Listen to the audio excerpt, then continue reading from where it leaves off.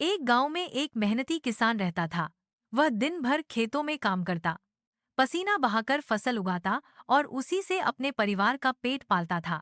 किसान बहुत ईमानदार और सीधा सादा था, इसीलिए गांव के सभी लोग उसका बहुत सम्मान करते थे।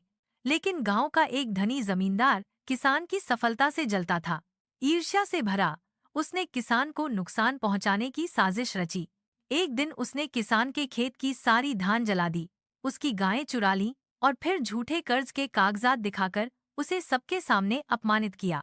किसान का दिल टूट गया, उसकी आंखों में आंसू भर आए और उसने आकाश की ओर देखकर पुकारा, हे कृष्ण, मैंने हमेशा सत्य और परिश्रम का मार्ग अपनाया है। यदि आज आप मेरी रक्षा नहीं करेंगे तो मैं पूरी तरह बर्बाद हो जाऊंगा।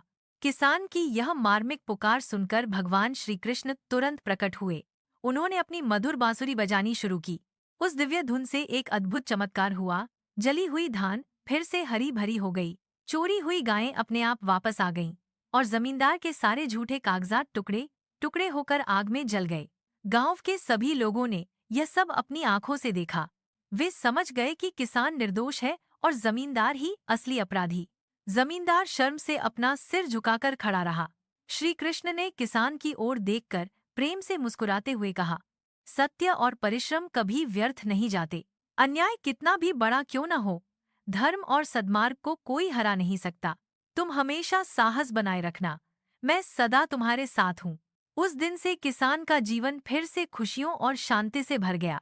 वह जानता था कि भगवान का आशीर्वाद हमेशा उसके साथ है।